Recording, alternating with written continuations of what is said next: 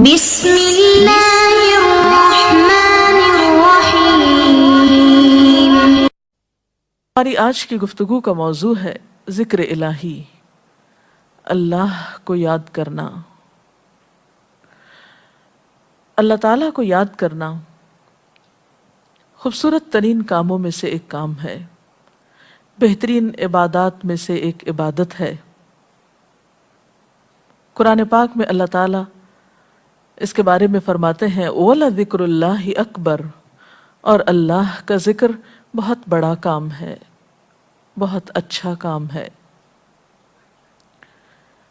حقیقت یہ ہے کہ انسان جس چیز سے محبت کرتا ہے اس کو ضرور یاد کرتا ہے، اس کا ذکر کرتا ہے، دل ہی دل میں بھی اور زبان سے بھی، کیونکہ جس چیز کی محبت انسان کے دل میں ہوتی ہے وہ چیز زبان پر آ کر رہتی ہے۔ یہ ہو نہیں سکتا کہ ہم اللہ تعالیٰ سے محبت کرتے ہوں، دل میں اس کو یاد کرتے ہوں، پھر زبان سے اس کا ذکر کرنا بھول جائیں۔ ذکر الہی تو بندہ مومن کی زندگی میں غیر محسوس طریقے سے شامل ہو جاتا ہے۔ اس کی اس طرح عادت ہو جاتی ہے کہ انسان اٹھتے بیٹھتے چلتے پھرتے تنہائی میں سب کے بیچ میں بیٹھ کر اپنے رب کو یاد کرتا رہتا ہے، دل ہی دل میں یا زیر لب۔ وہ اپنے رب کو کسی حال میں بھی نہیں بھولتا، اور بھولے بھی کیوں؟ اس لیے کہ اس کی ذات پر رب کے احسانات ہر ایک سے بڑھ کر ہیں۔ اس کی نگاہیں ہر طرف رب کے کمالات دیکھتی ہیں، وہ ہر طرف رب کی نعمتوں کو دیکھ کر سرشار ہوتا رہتا ہے۔ وہ جس طرف بھی نظر اٹھاتا ہے وہیں اس کو رب کی قدرت اور تخلیق نظر آتی ہے۔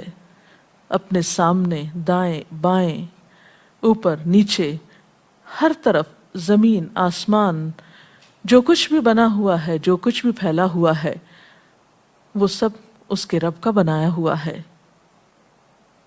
پھر وہ اس رب کو کیسے بھلا سکتا ہے؟ قرآن پاک میں اہل ایمان کو ذکر کرنے کی تلقین کی گئی ہے۔ اللہ سبحانہ و تعالیٰ فرماتے ہیں فَاذْكُرُونِي أَذْكُرْكُمْ، تم مجھے یاد کرو، تم میرا ذکر کرو، میں تمہیں یاد کروں گا۔ ایک اور جگہ پر فرمایا وَاذْكُرْ رَبَّكَ فِي نَفْسِكَ تَضَرُّعًا وَخِيفَةً وَدُونَ الْجَهْرِ مِنَ الْقَوْلِ بِالْغُدُوِّ وَالْآصَالِ وَلَا تَكُن مِّنَ الْغَافِلِينَ، اور اپنے پروردگار کو دل ہی دل میں عاجزی اور خوف کے ساتھ اور آہستہ آواز سے صبح و شام یاد کرتے رہو، اور دیکھنا غافل نہ ہونا، یعنی رب کی یاد سے کبھی بھی غفلت اختیار نہ کرنا۔ ایک اور جگہ پر فرمایا وَاذْكُرُوا اللَّهَ كَثِيرًا لَعَلَّكُمْ تُفْلِحُونَ، اور اللہ کا ذکر کرو کثرت کے ساتھ، بہت زیادہ۔ کیوں؟ لعلکم تفلحون، تاکہ تم فلاح پاؤ، کامیاب ہو جاؤ۔ اس سے پتہ چلتا ہے کہ اللہ تعالیٰ کو یاد کرنا کامیابی کی علامت ہے، اللہ کے ذکر میں کامیابی کی ضمانت ہے۔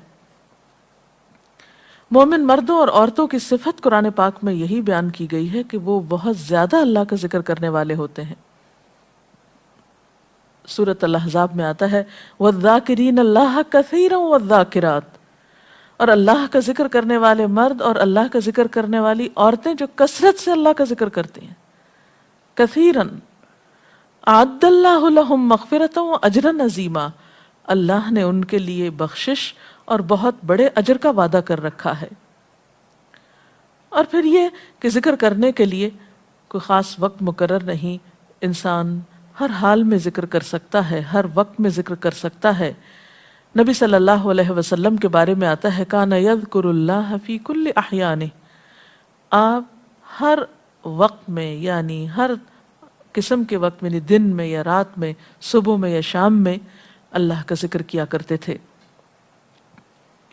حدیث پاک میں آتا ہے، حضرت ابو موسیٰ اشعری سے روایت ہے مثل الذی یذکر ربہ والذی لا یذکرہ مثل الحی والمیت، رواہ البخاری۔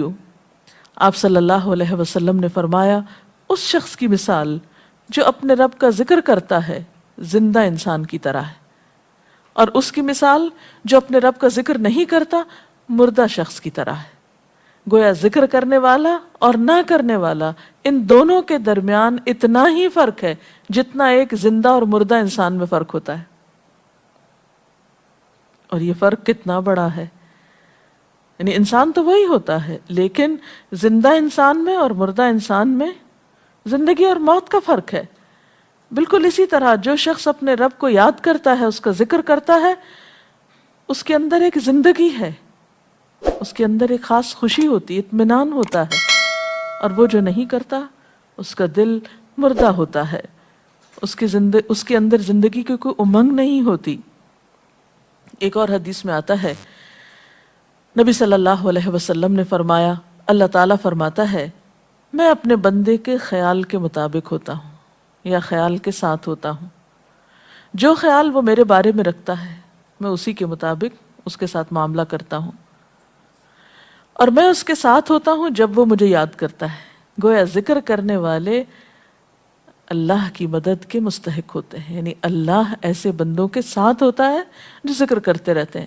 اگر وہ مجھ کو اپنے دل میں یاد کرتا ہے تو میں بھی اس کو اپنے دل میں یاد کرتا ہوں، اور اگر وہ مجھے کسی جماعت میں بیٹھ کے یعنی کسی گروپ میں یعنی کہ پبلک میں بیٹھ کے یاد کرتا ہے تو میں اس کو اس سے بہتر جماعت میں یاد کرتا ہوں، یعنی فرشتوں کی جماعت میں یاد کرتا ہوں۔ تو گویا فَاذْكُرُونِي أَذْكُرْكُمْ، تم مجھے یاد رکھو میں تمہیں یاد رکھوں گا۔ تو جو شخص بھی یہ چاہتا ہو کہ اللہ تعالیٰ اس کو یاد رکھے، اس کی مشکل میں اس کی مدد کرے، تو اس کے لیے کیا ضروری ہے کہ پھر وہ ذکر کرتا رہے۔ اور ذکر تمام عبادات کو خوبصورت بناتا ہے۔ مثلا روزہ رکھنا ایک عبادت ہے، لیکن جس روزے میں ذکر الہی ہو اس کا اجر و ثواب کئی گنا بڑھ جائے گا۔ حج ایک عبادت ہے بذات خود، حج کا سفر ایک عبادت ہے، لیکن اس سفر میں انسان اگر ذکر الہی کرتا رہے تو اسی حج کا ثواب کئی گنا بڑھ جائے گا۔ اور نماز تو سراسر ہے ہی اللہ کی یاد کا نام، اقم الصلاۃ لذکری، نماز قائم کرو میری یاد کے لیے۔ اللہ کے ذکر کا بہترین طریقہ ہے۔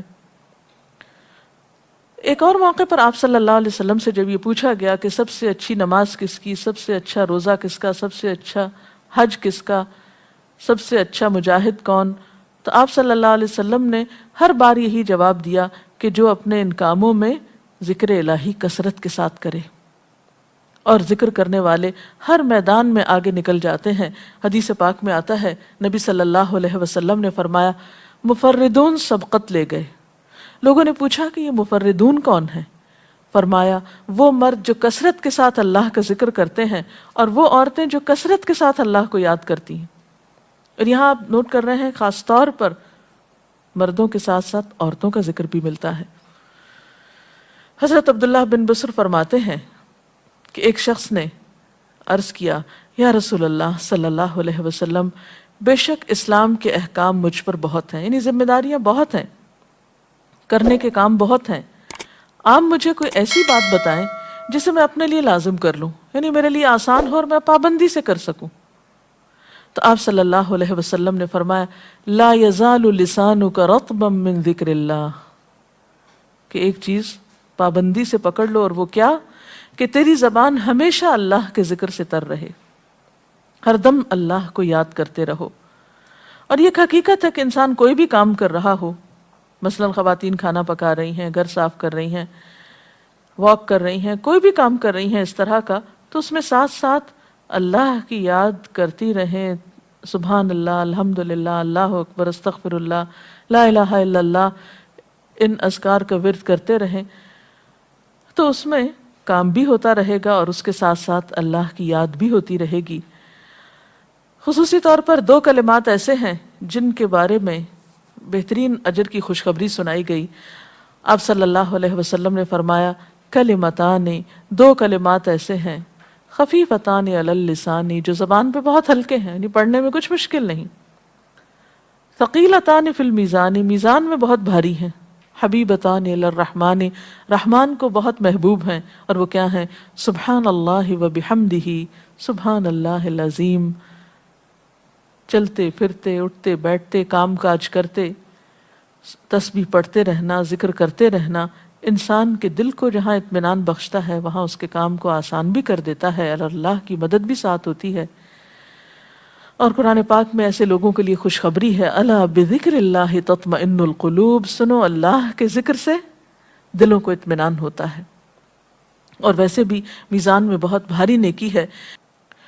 ایک حدیث میں آتا ہے کہ رسول اللہ صلی اللہ علیہ وسلم نے لوگوں سے پوچھا، کیا میں تمہیں نہ بتاؤں کہ تمہارے اعمال میں سب سے اچھا عمل، سب سے پاکیزہ اور تمہارے درجات کو سب سے زیادہ بڑھانے والا، اور جو تمہارے لیے سونے چاندی کے خرچ کرنے سے زیادہ بہتر ہو، اور اس سے بھی بہتر ہو کہ تم اپنے دشمنوں سے ملو، ان کی گردنیں تم مارو اور وہ تمہاری گردنیں مارے، تو کیا ایسا عمل نہ تمہیں بتاؤں؟ صحابہ نے عرض کیا، ضرور یا رسول اللہ صلی اللہ علیہ وسلم، ہمیں ایسا عمل بتائیے۔ تو آپ نے فرمایا وہ اللہ کا ذکر ہے، یعنی تمام اعمال میں وہ سبقت لے جاتا ہے۔ اسی طرح ایک اور حدیث میں ہے، رسول اللہ صلی اللہ علیہ وسلم نے فرمایا کہ جب بھی کچھ لوگ بیٹھتے ہیں اور وہ اللہ کا ذکر کرتے ہیں، یعنی کسی مجلس میں اکٹھے ہو کر بیٹھتے ہیں، تو اللہ کی رحمت ان کو ڈھانپ لیتی ہے، ان پر سکینت نازل ہوتی ہے، اللہ تعالیٰ ان کا اپنے ہاں ذکر کرتے ہیں۔ گویا اکیلے بھی ذکر کیا جا سکتا ہے اور کسی مجلس میں اکٹھے بیٹھ کر بھی، پھر اسی طرح صبح و شام بھی، جیسا کہ قرآن پاک میں آتا ہے وَسَبِّحْ بِحَمْدِ رَبِّكَ قَبْلَ طُلُوعِ الشَّمْسِ وَقَبْلَ غُرُوبِهَا، اپنے رب کی تسبیح بیان کرو سورج نکلنے سے پہلے اور اس کے غروب ہونے سے پہلے۔ ایک اور جگہ پر آتا ہے وَسَبِّحْ بِحَمْدِ رَبِّكَ بِالْعَشِيِّ وَالْإِبْكَارِ، اپنے رب کی حمد و ثنا بیان کرو عشی کے وقت یعنی عصر کے وقت، والابکار